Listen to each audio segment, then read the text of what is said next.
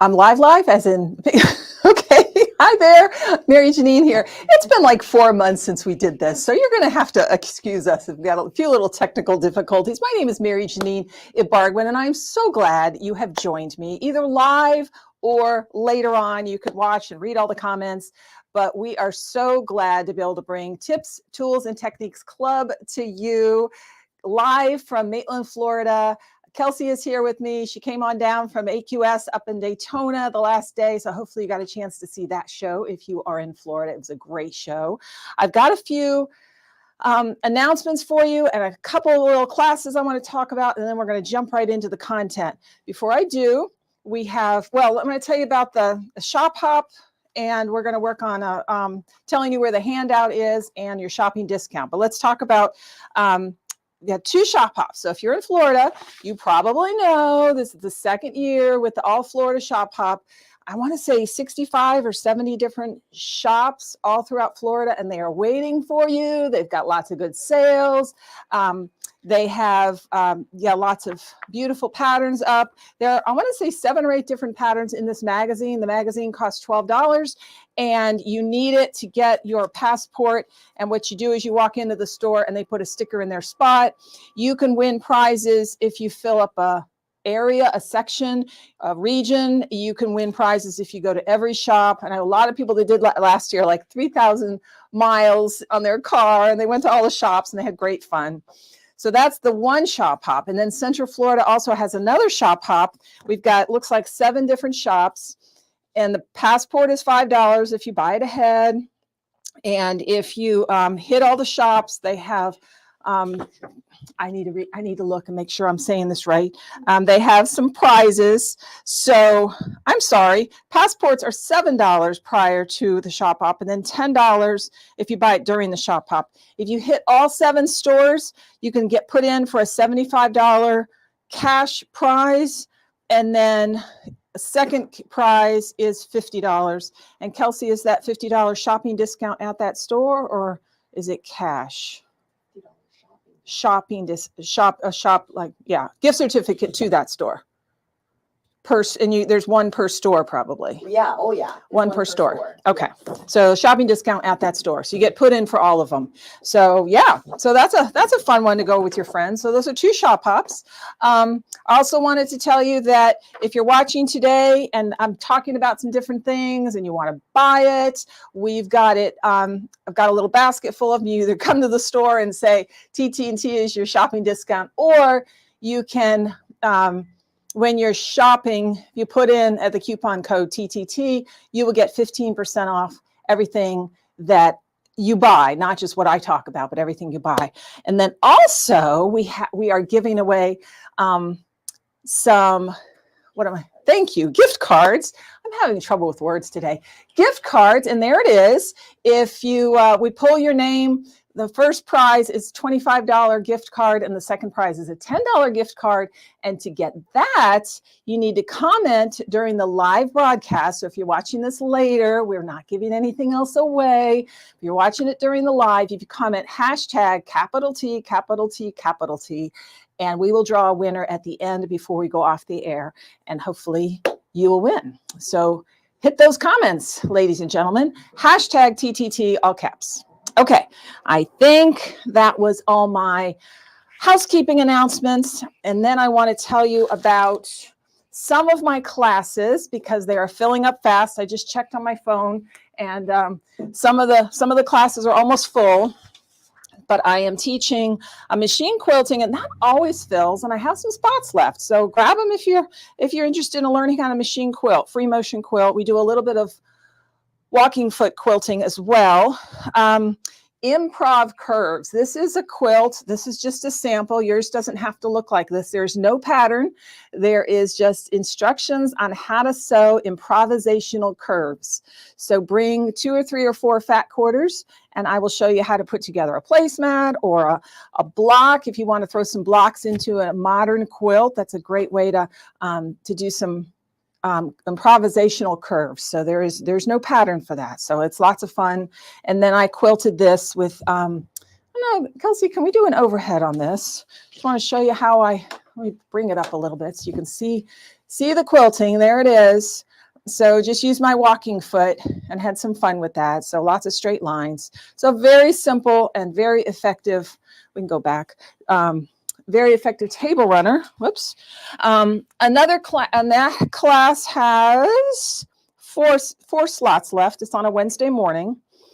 The quilt behind me is called Picnic, and it's from Cluck Cluck Sew, is the pattern company. And I am teaching this class on spring break. So Monday and Friday, March 11 and March 15th. So it's not on a Monday or a Friday. It's a Monday and a Friday of the first spring break week. And then you may have the second spring break week. And I am teaching this. And I happen to know there's one more opening for the Machine Applique quilt. Or actually what you're going to do in class is you're just going to make one. It could be a placemat, or you could make more pieces. I love, love, love this. It's very graphic. It's very modern. Of course, use whatever colors float your boat. I saw this hanging at a shop in Wisconsin this summer. I was like, this is my next class to teach Machine Applique, because I've always wanted to teach Machine Applique, but I didn't want to be too fussy and too small and all the pieces really tiny and hard to work with. So this one's a winner, and I'll be teaching this for a while, I think. So if you don't get it in March, we'll do it again probably every quarter for a little while until everybody who wants to learn Machine Applique. So you're going to be using heat and bond to stick the pieces together, and then we're going to be either using invisible thread or Invisifil thread, or thread that matches or contrasts with your colors. So the last time I taught it, some people used invisible and some people wanted they're stitching to pop, and so they used a color that contrasted, or some that matched. So there's one more opening for that, but we do have, you can put yourself on a waiting list, and that is Monday and Friday, and March 18th and 22nd. So I'm trying to hit those people who work in the school system. They get a spring break, or your kids are home and you want a spring break. Okay, let's see. I think, yeah, picnic class is, yeah. So I'm going to take that down so we can look. Well, I'm going to leave it up there for a minute. I think that's all the classes I wanted to talk about. I'll talk about that quilt in a little bit. This is called a Decoupage Tiles. I'm looking for the top.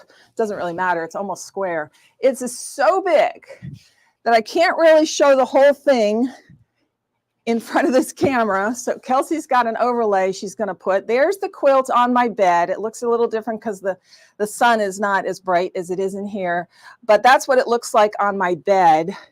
And these are the real colors, but it's a pretty big quilt. It's 84 by, well, it's written right here. See if I can see it without glasses. 88 by 94. It's huge. So you're going to do close-ups on that. So lots of different fabrics. We have kitted it up for you. We are making more kits as we speak, or really, as soon as the fabric comes in, we'll be making more kits. So if you love it as much as I do, grab a kit. They convinced me this morning to teach a class. So buy the kit, and I will be teaching this probably next quarter. So, and I'm also got a demo right here and now, so we can talk about how that's done. We promised it in all the marketing for this morning or this afternoon. So I want to do a quick little demo. Also, let's do this is a kit that the same company sent us this kit, and we have 2 left. So the decoupage panel quilt as opposed to decoupage tile quilts. And we've got a couple of those kits left, and that includes everything. This does not include the binding. None of these kits includes the binding or the backing or the batting, but it's still a good value if you love this line of fabric as much as I do. So we've got a couple of those left. Okay, let's do a demo on this Bargello system, because It's a little tricky, and I want you to see, well, it's not tricky, but I want you to see actually how much easier it is than it looks. So here's the pattern. Let's do the overhead. Here's the pattern. And I have to say, they did a really good job. Sometimes these samples, you know, you kind of have to guess at stuff. Everything, it's all in color, and they really did a great job of explaining how it all works. I pretty much taped this up on my wall and used this as I designed the quilt.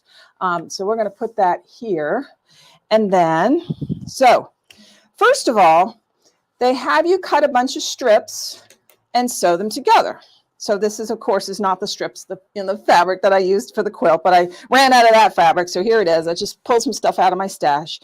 And they tell you how many strips to cut, one of each fabric, and they're all the same width. These are much, of course, skinnier than the actual quilt. I wanted to show up on the camera. So you're sewing all these strips together. When you finish sewing all the strips together, then you're going to press your seams open.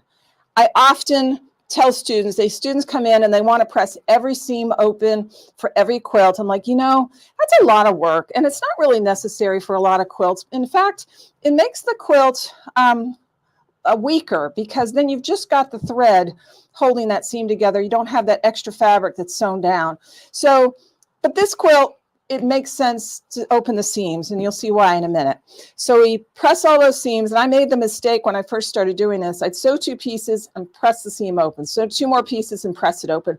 And then I read the instructions. She's like, just sew them all together and then press them open. I like that. So we did that. Once you've done that, oh, and by the way, here's a tip for you.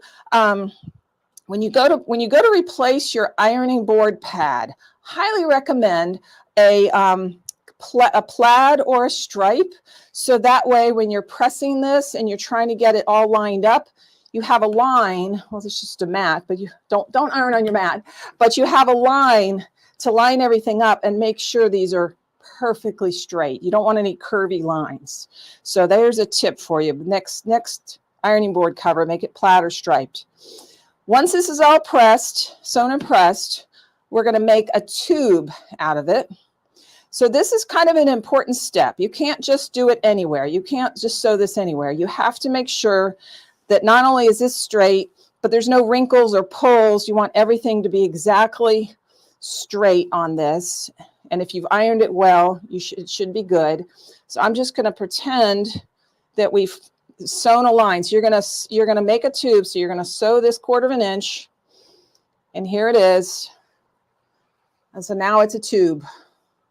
Okay, and that's what you want. Once that you've got that tube, you don't have to press it. You are going to start cutting. And if these are 1.5 inches wide, then I'm going to start cutting these at 1.5 inches wide. And I'm going to cut a whole bunch of strips. Okay, now we're going to throw that out of the way. And here we go. Here are my cut strips. And I've got some clipped here because they're already, let's pretend this was a tube. Wait a minute.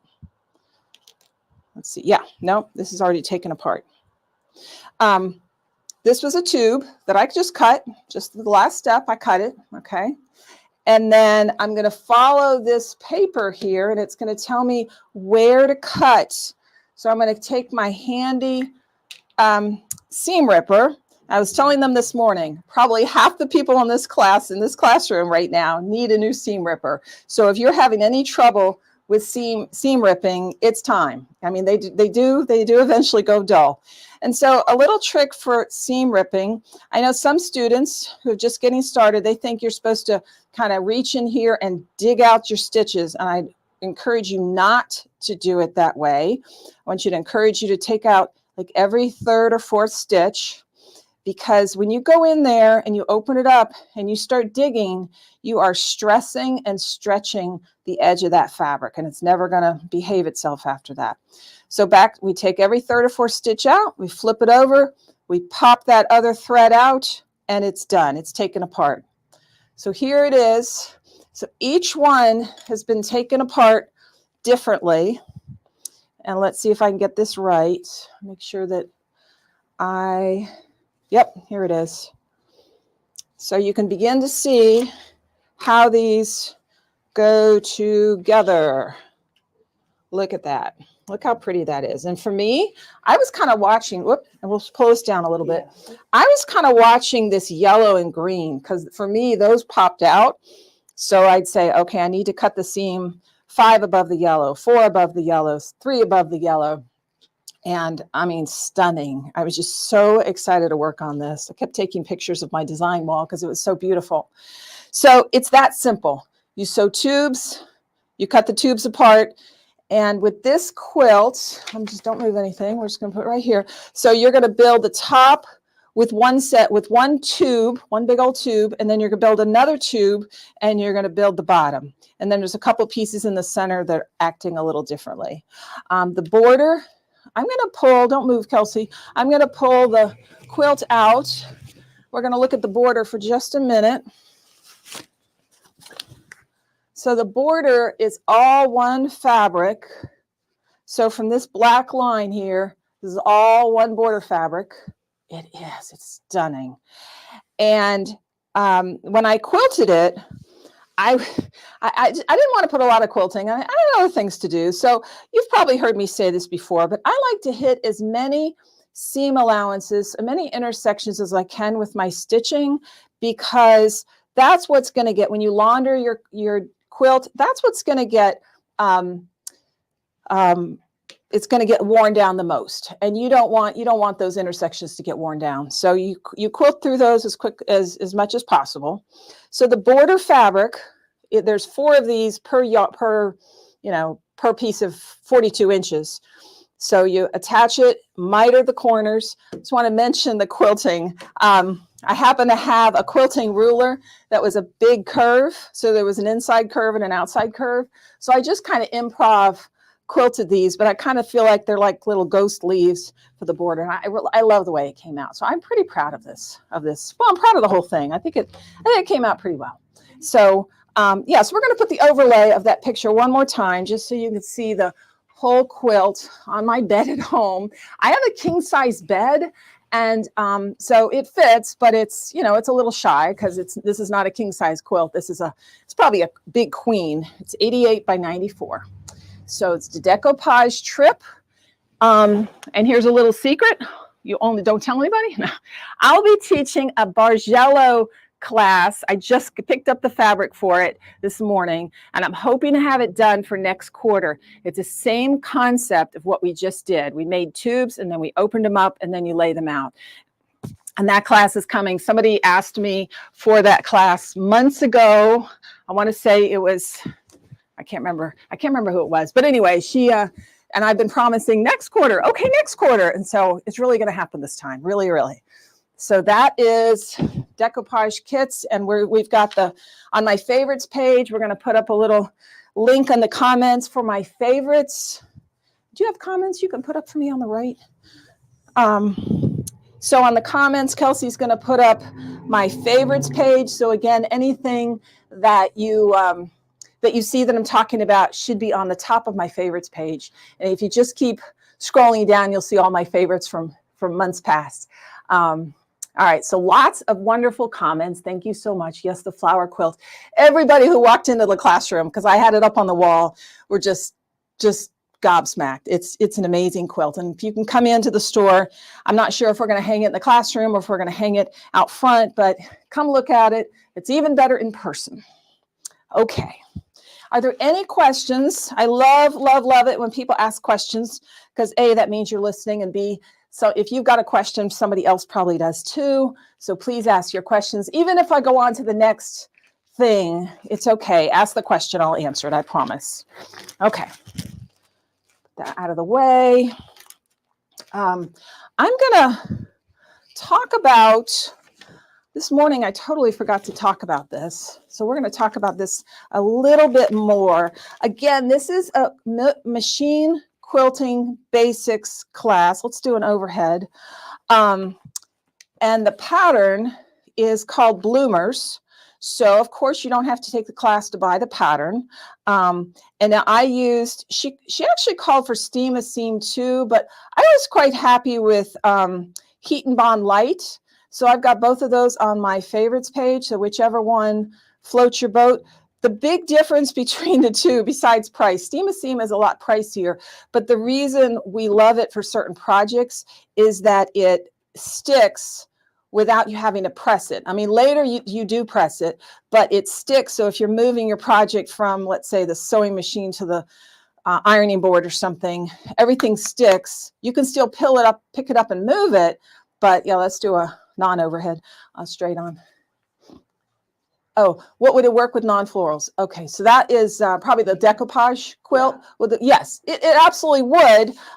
In fact, I don't have the, yes, it would definitely work with non-florals. Thank you for asking that. It would work with any fabrics, the strip one. Yes, I think we're still talking about the decoupage quilt. Yes, it would work with non-florals.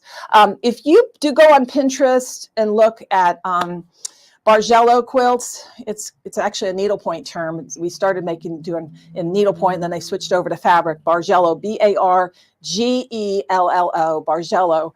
You'll see a million of them, and you'll get some ideas for colors. Yeah, so yes, doesn't have to be floral. It's just those flowers all go together. They were all made by the same maker, and they're amazing. So how much fabric is in the flowered quilt kit? Do you sell the patterns separately? I don't know if the pattern is for sale, Kelsey. We'll let us research that for you. And we sell the fabric separately. And in the pattern, it tells you how much fabric to buy. So these are all the 2/3 of a yard each. This piece is just the binding. And then all these other, and then of course, this is the border fabric here, and you need a certain amount of that. But it tells you on the back of the pattern. And we will find out whether we can sell the pattern, if this pattern is sold separately. To be honest, we were just putting them together with kits. So we will find that out for you and let you know. Okay. Thank you for highlighting that question. Any other questions for the last two things I've showed you? Please throw them out there. Comments. The strip one, pattern separately. Yep, so there's my favorites page. And thank you for pound TTT. All right. Put that here. What was I going to talk about next? Talk about the heat and bond. And we're going to take this down.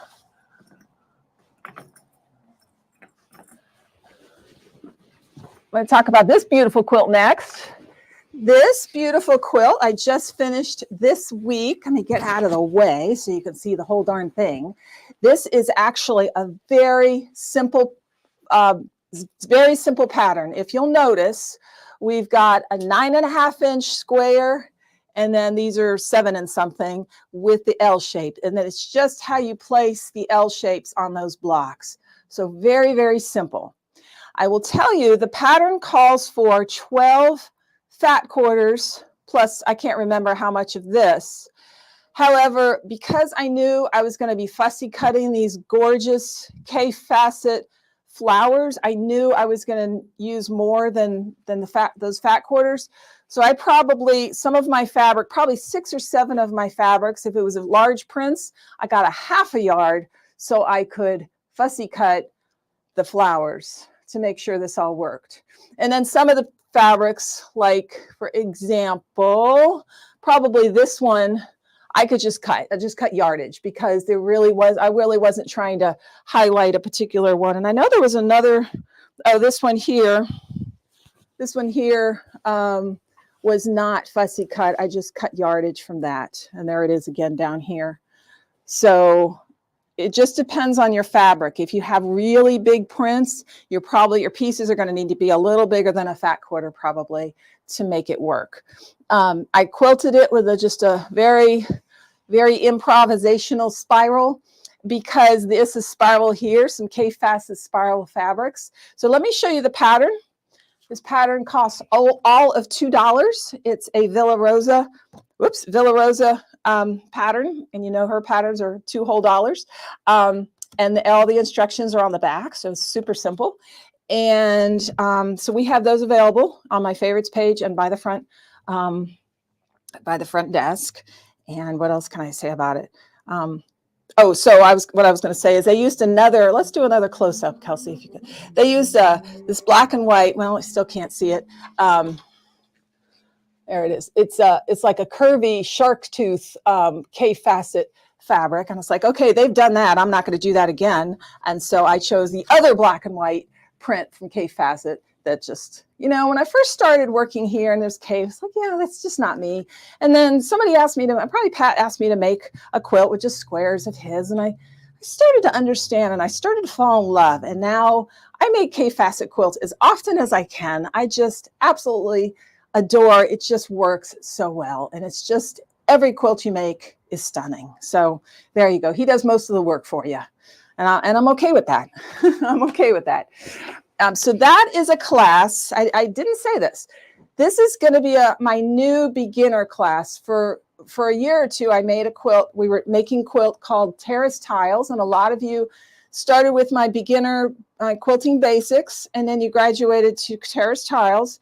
And then you're saying, okay, now what do I do? I'm still not ready for these, you know, crazy quilts you make. So this is my new Terrace Tiles quilt. This is San Julian, and this is what I'll be doing for the next foreseeable future to teach beginner quilters. So you're going to learn. You can come in, never have used a sewing machine before, and you will leave with a quilt top.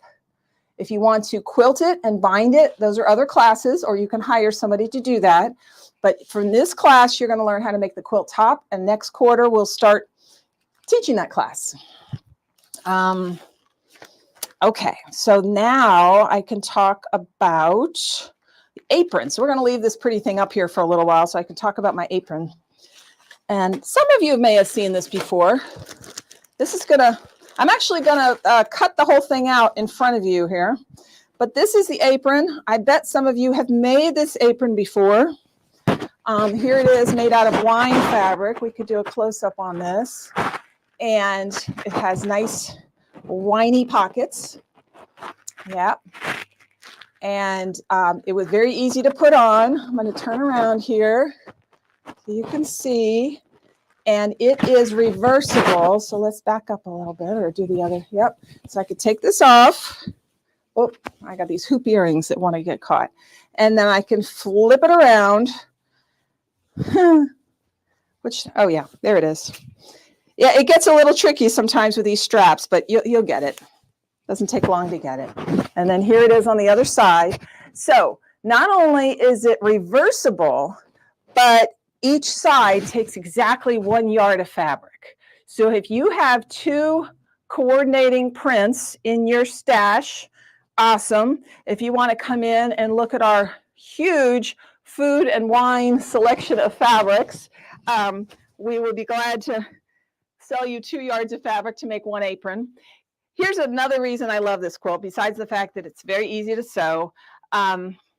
There's no strings to get wrapped up in your laundry. When I was running the Italian booth at our church fall festival, I'd go home every day and wash all the aprons, and I'd take them out of the washer and the dryer, and I would literally just have a ball because all the strings would be all wrapped up, and it would take me an hour to unwrap that ball. If I had a bunch of these, there would be no balls of strings coming out of the laundry. The only change I made to her pattern, this is a Mary Mulari pattern, by the way. I'm a huge fan of everything that she does. She's an amazing, I got to meet her once, and it was a thrill to be able to meet her. But the only change I make is I like my pockets to be a little substantial. And hers, if you do it the way she says it, there's only a single layer of fabric for the pockets. So I line my pockets. So we're going to talk about that. Let's do an overhead, Kelsey. When you open the pattern, this is what you're going to see. And you're like, how on earth do I make an apron out of this thick, hard paper? So the first thing you do is you pick up some of our pattern, what do you call this? Interfacing, I guess? Tru-Grid. Well, this is Tru-Grid. Unfortunately, we are out of Tru-Grid, but we still have some other brands, which I'm hoping are on my favorites page. If not, we need to put them there. But it's pattern making interfacing. And so you can see what I've done here. I've traced out the pattern onto this flimsy interfacing, which very nicely sticks to fabric, by the way. there's 3 pattern pieces. We have the large pattern piece, we have a pocket, and then we have a little piece over here that there will be room for, and I'll bring that down. So there will be room for that, and I'll show you how this all works in a minute. So what I did is I went into my stash of fat quarters and made 4 linings, because you know there's 2 pockets on one side and 2 pockets on the other side. So those are my linings. It doesn't have to match the fabric. It was just, you know, kind of close. Okay, so I traced it out, and you put all your instructions on that so you don't have to open it up again. Here's, by the way, a smaller version just so you can see what it is. So there's the pocket. So there's a little bit of waist right here. There's a little bit of waist right here, and there's a little bit of waist right here, but that's a yard. And then here it is, this cute little apron made from that size, just to show you how it's going to look before you finish sewing it all together. And turn it this way so you can see it a little better. So you're going to have a front and a back, and you're going to sew all the way around. Of course, you've already sewed your pockets on. And then this piece goes together with that. And this piece goes together with that. And you're going to, well, you flip it right side out, sorry. And then you do this, right? And then you close up your bottom. You're going to press it and hem the bottom. So it's either open or closed. It doesn't matter. And you're done. So once you've made one, they go together super fast. I've made probably 7 or 8 of these puppies. I love this pattern. I keep bringing it back, and Kelsey's like, again with the Criss Cross apron? It's like, yes, because it's my favorite apron. So I'm actually going to show you how you put those fabrics together and how you start cutting it out. I'm not going to cut the whole thing out in front of you, but I just want to show you what it looks like, give you a good visual. So here's some gorgeous cupcake fabric that I found in the food area. So this is up here. Probably can't back up anymore, can we? So there's my selvages up here, and my fold. We're gonna pretend we're gonna be on the fold for a few minutes. So the bottom is the fold. Hang on, not ready. We're gonna lay another piece of fabric down, and of course this is directional. So please make sure that your KitchenAid is not upside down on your final apron. So here we go. The cupcakes are tossed, so they can go any old way and they'll be fine no matter what. But this is going to be the top. This here over here is the top of my apron. So I'm going to go ahead and give this a shake. And I want to make sure that fold is lined up all the way down. And then we're going to take the pattern piece, and I have very kindly for myself written fold here, so I know that goes on the fold.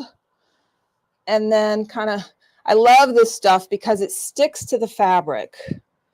All right, so kind of get all that straightened out. I'm going to pull this way so you can see where's my pocket piece. Got so much over here. There it is. So there's the pocket piece. And actually, I think I need to flip it over. Yeah, there's the pocket piece. This will be waist. So we're going to cut out the pocket. They're huge pockets. I love them.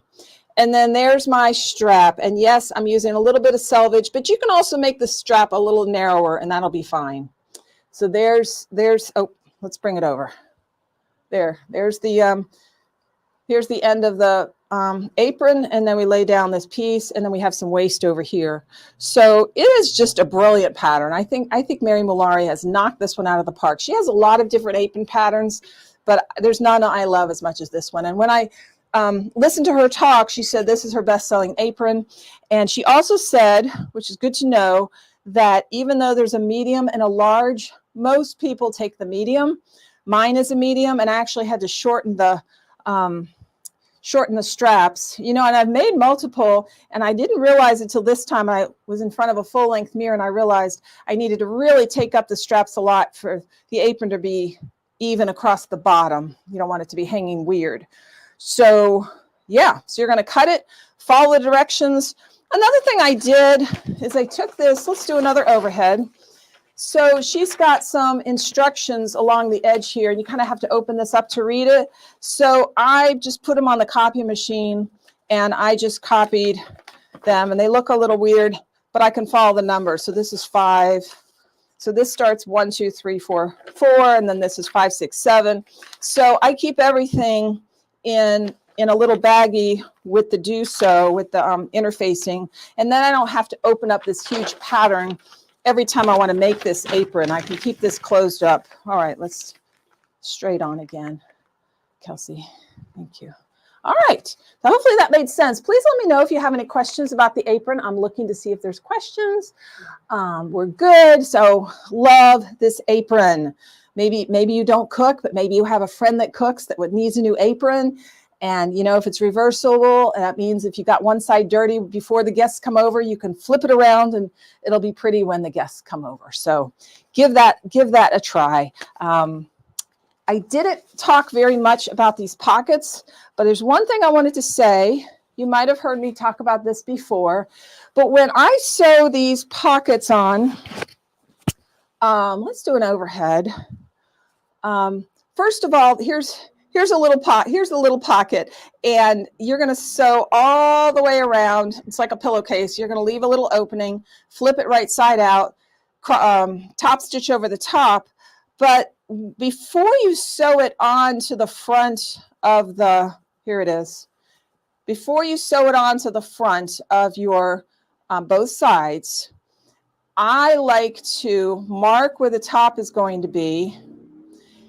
And here it is. And I forgot to do this on this one, but I like to put a little square of fusible tricot or some kind of fusible interfacing on the top. That way, when you've got your hand in the pocket and maybe it pulls a drawer pull or something pulls on your pocket, it won't rip because you have stabilized and strengthened the base fabric. So that fusible tricot goes on the back of the base fabric, and then you sew your pocket on, and then the pocket will be much stronger and will stay on there much better. So there's a good pocket tip for you, and I use that tip: pockets for tote bags, pockets for purses, pockets for dresses. Whenever anything has a patch pocket, I use that technique for stabilizing the base fabric. So hopefully that helps. So you'll be seeing this this apron hanging pretty soon, probably, because we love this apron pattern. Yes. All right. So is the apron able to be sized up and down? Slightly, not a lot. Again, there's a medium and a large. Most of us take a medium, but if you want to do a kid size, you could probably just come in a few inches on all the edges, and you'll probably be fine. It's pretty simple. Maybe make a single layer out of muslin or out of the pattern fabric. And oftentimes people use that pattern fabric to test it on themselves before they actually make it out of fabric. So if you have a child you want to make this apron for, that would probably be something you could do, is just size it down a little bit with a Sharpie, and you're drawing it smaller, and then try it out that way. Good question. Thank you. All right. So let me check what I've got next. Oh, let's talk about rulers for a minute. So two things. You notice I've got, let's do an overhead. We call these, I'm sure you've seen these, pop sockets. Some of you may have them for your phone. I know I love mine for my phone. It just gives me a lot more stability. I feel like I'm not going to drop my phone because I got slippery fingers. But a lot of us have discovered that it's very, very handy to have pop sockets on your rulers, because what we're doing here is we're just extending our hand. So instead of laying it out and then you kind of lift it up and move it, it's just an extension of your hand. So wherever your hand is, that's where you cut. So it's very efficient. You know, I always love efficiencies. And so love my pop socket. Here it is on my Quilters Select ruler, and all my smaller rulers. I wouldn't suggest it for the 6x24. That's just a little too big. But what I wanted to say is the Sewing Studio now has our own branded pop sockets. So if you buy any ruler from us, either online or in person, we will give you one of our pop sockets to put on your ruler. So lots of fun. And the other thing I wanted to say is, if you are not yet a Quilters Select ruler fan, you need to be. Find some fabric here. These are amazing rulers. You put them down and they are not going anywhere. You put this down, it's very rough, but it's still, I'm pushing down and it still moves. This one, I push down and it's not going anywhere. In fact, I've had to relearn how to put a ruler down. You can't just put it down and move it. So I have to like lift it up slightly, put my ruler where I want it, and then it goes down, and then it stays down. It really does not slip. So I am slowly but surely changing out all my rulers from whatever other brand to Quilters Select. My favorite two, oftentimes people ask me if I can only buy 1 or 2 rulers, what do I buy? For me, probably the ruler I use the most is my 6x24. And then after that, if you want a smaller ruler, I love my 8.5-inch square, and I've got both of those on my favorites page. But this is also a handy one. It's 6x12.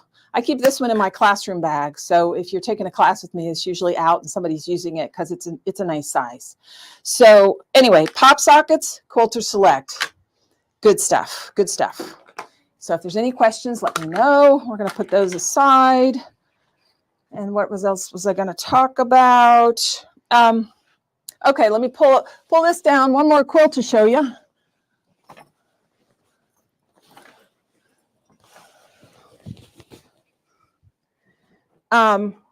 This is Patchwork Hearts. Somebody asked me to teach this for Valentine's Day, and we've got some patterns left. So this is what the pattern looks like, and we've still got some online. So I've got a quick little demo for that. I had so many extra pieces, and I accidentally threw away too many pieces, but I think I might have enough to make it happen. So let's do an overhead, Kelsey. And this is put out by Quilty Love, and she does a great job of explaining things. So let me see if I can lay out this, and then it turns out I forgot all my bottoms. So, but you can kind of get the idea. You're going to be sewing snowball corners on the corner of this. I'm just going to pin this, pretend like we did it. We're also going to talk about how to make a quick snowball corner, so hang tight for that. So basically, what I tried to do, let's go back and look at the quilt. What I tried to do here is every heart would have the same fabric, and then I made sure that the background of each one was completely different from the next. And then it's just a matter of laying it out so it's nice and random. And I quilted it with little hearts, little loop-de-loops and little hearts. And then the binding, actually, there is some pink in the binding. There's lots of other colors, but I think it works. I love striped binding, so I'm always looking for stripes, and they go into my binding stash. So that came out of my binding stash. On the pattern, she uses white hearts with medium dark background, and I did the opposite because I wanted to do it. But she also shows what let's see, this quilt here is kind of what I did. Dark quilts and light backgrounds. You can go either way. It's a great stash buster project. Use up some of those stash, or to come in and fill out some of the pinks. We have lots and lots of pinks right now left over from Valentine's Day. So you can use some of those up as well as your stash. So good stash buster. And we have a few of those left ready to go. I also wanted to talk about these snowball corners. So I'm going to come around here. We're going to put a machine up on the table, do a quick little demo here. All right, so we are here, and I don't have it plugged in, so it's just going to have we've got pretty good light here. All right, let's see if we can get that in focus just a little bit. Yeah, it's getting better. All right, so this is it's called diagonal seam tape. We'll wait till it gets in focus. There we go. Diagonal seam, there we go, diagonal seam tape. And it is washi tape, which means it's kind of like that blue tape for painters. It's paper, and it works until you take it off, and then it's not going to work again. So it's kind of a one-time use. But what you do is you put it in front of your, actually probably didn't, I need to make it a little longer, but you put it in front of your needle, and the red line lines up with your needle. And then the two black lines are 1/4 of an inch away. So, excuse my reach. When we are wanting to sew a snowball corner, and I've actually taken these pieces, and that's a red Sharpie because I want to be sure you saw the line. Instead of taking all these squares and marking a line, marking a line, marking a line, instead, we're going to just put one piece of fabric on top of the other, right sides together, and as long as this pink corner lines up with the red line, I'm just going to sew. So it's just following the red line. So it saves a ton of time marking all these. I don't have to mark them anymore. I just start at the corner, and my eyeball is going here. I'm not looking at the needle. I'm looking right here, and it's going up, and then I will have a perfect snowball corner that will allow me to fold that over. And you probably know this, but just in case, we don't actually sew point to point. We sew a little bit toward the seam allowance, because when I turn that corner, I want it to cover it completely. I don't want it to be a little shy because of the turn of the cloth. So we sew 1 or 2 threads toward the seam allowance, which means you're either going to move your needle or you're going to move your tape over just a little bit to the left so you can make sure you sew that snowball corner correctly. We're going to do the same thing. Sorry, my big old head. We're going to do the same thing with this snowball corner. And we're going to sew from corner to corner using the same tape. I accidentally did not put a long enough piece, so you can't see it. So your piece would have to come all the way down here, and it would follow along. There's the red line all the way. And that's how you do fast snowball corners. So I use this tape a lot. This is probably a third of the way used. I actually have 2 rolls of it, but it's called diagonal seam tape. And it's on my favorites page, and everybody should have a roll of that because I use it on my sewing machine a lot. All right, enough of that.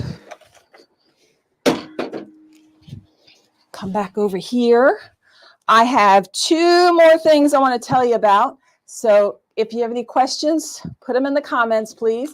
If you just joined us, we have door prizes at the end that if you type in hashtag capital T, capital T, capital T, hashtag TTT, in the comments, just like it says on the screen, we are going to draw 2 winners at the end.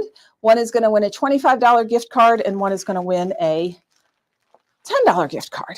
And I need to get a drink. So you need to stay hydrated. I don't know if you guys watch By Annie live, and in the word, she has things she reads, and then it says, take a drink. Oh, I have to take a drink. And so they have to tell her to do that because she gets so excited. Okay. I'm going to talk. Finally, we're getting to the handout. So let me tell you again, Kelsey's going to put it in the comment section, but we have 2 handouts. Actually, it's 1 handout, but it's 2 pages. And if you click on that, you can either pull it up on a second device or a second screen, or you can print it out. And I'm kind of going to go through this. So if you don't catch the handout right away, don't worry about it. But this is what the handout looks like. And we're going to do an overhead, keeping Kelsey on her toes here. There we go. Pull it down. Okay, there it is. So the backstory on these guys is I belong to this group at this Council of Catholic Women. They're having their Orlando Diocese Convention. They're going to have 250 people, and they had it in the minutes that they needed a favor for every person. I'm like, I know what we're going to do. We're going to have workshops at my house, and everybody's going to sew these things. What they are is purse tissue holders.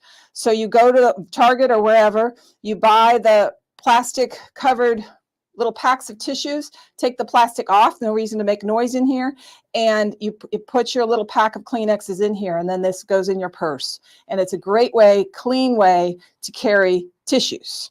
Okay, so we were assembly line these at my house. We had 4 sessions and we made almost 300 of these puppies.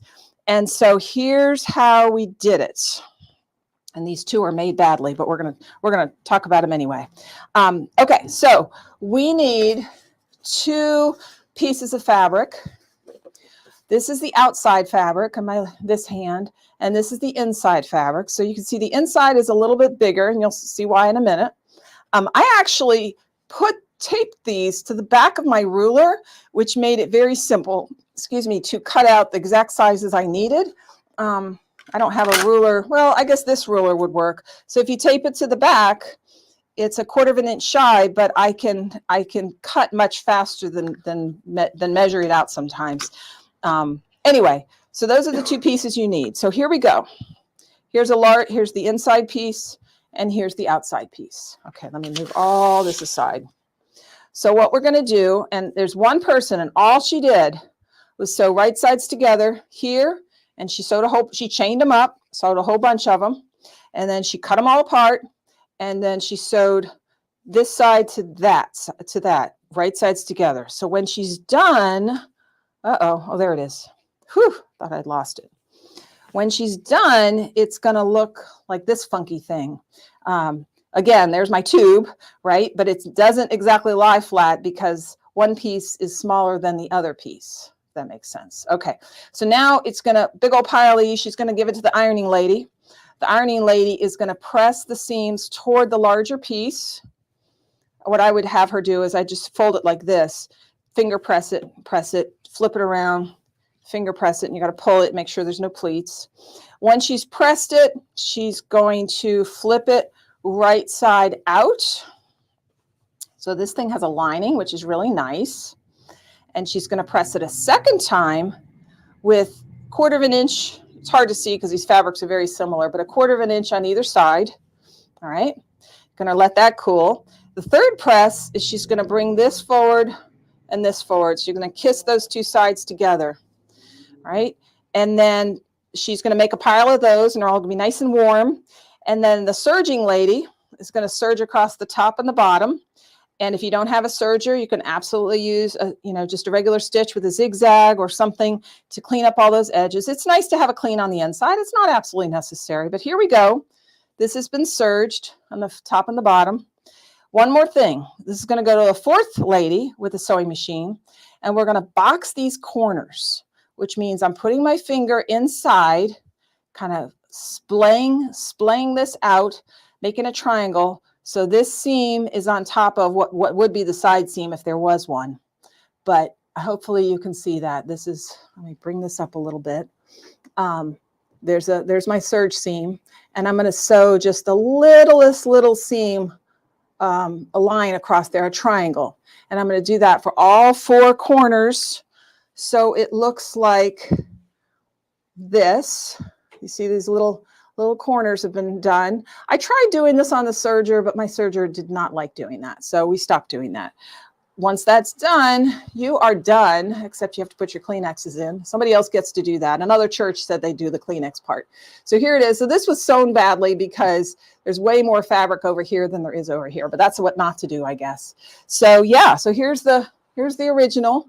It's cute, and actually you're going to recognize this fabric in a minute because this is leftovers from a Tablerunner that I made that you'll be seeing in a few minutes. So aren't they cute? I mean, I made these for stocking stuffers this Christmas. Everybody got Kleenex holders, whether they wanted to or not.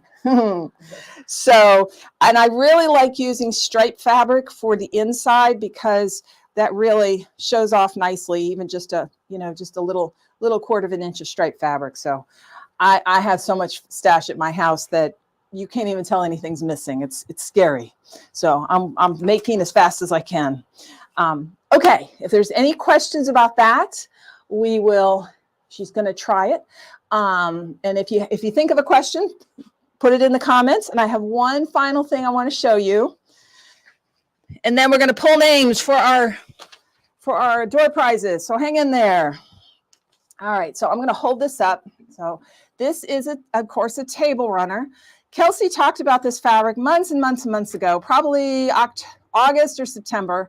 I couldn't stand how cute these were, so I had to come in and make something out of them.